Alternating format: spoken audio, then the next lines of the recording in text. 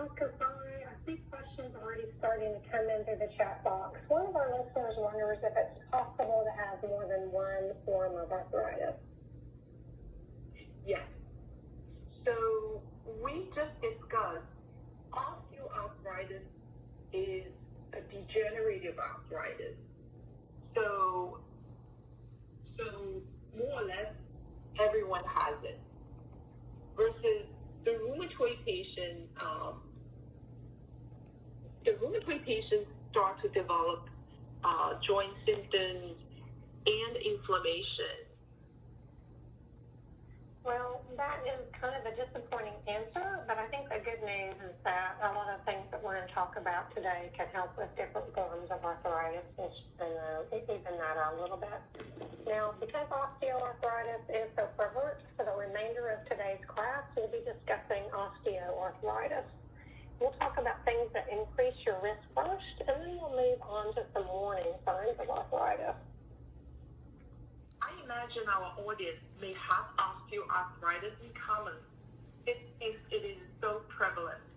Osteoarthritis usually develops gradually over time, in the sense that it's pretty benign, like a rheumatoid arthritis, which could progress very fast.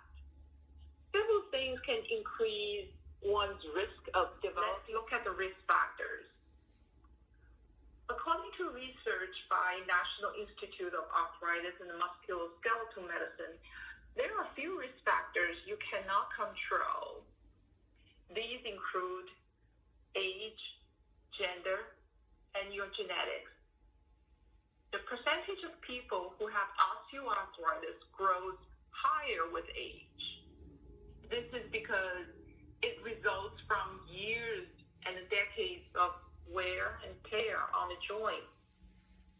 Both man and a woman have osteoarthritis, but women are more likely than men to have it, especially after age 50.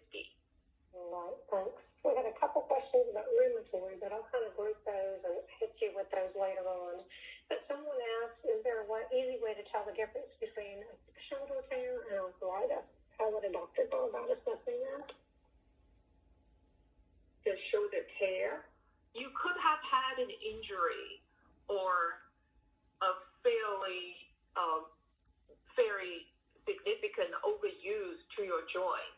It could be the tendon or could be the rotator cuff. And because of the subtle tear inside, the joint of your shoulder joint has not been used widely. So your shoulder joint has been in a suboptimal condition. Let's put it that way.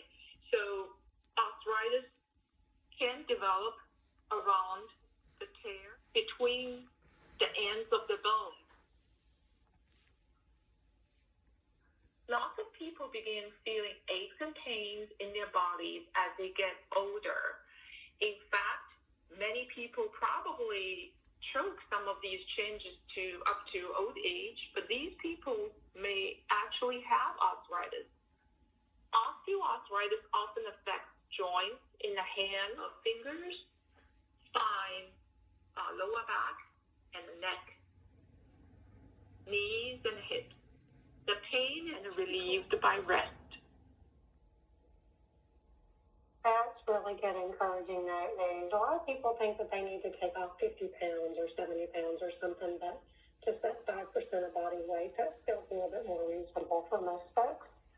So for the remainder of today's class, we're going to talk about some of these treatment options, but we'll spend most of our time discussing some of those natural at-home things that you can manage on your own. Now, keep this in mind, treatment options do vary, and not every treatment is right for every person. So again, we want to encourage you to take this information from today and talk to your medical team to find out which treatment options are right for you. And we are having lots of good questions coming into the chat box. Keep those coming.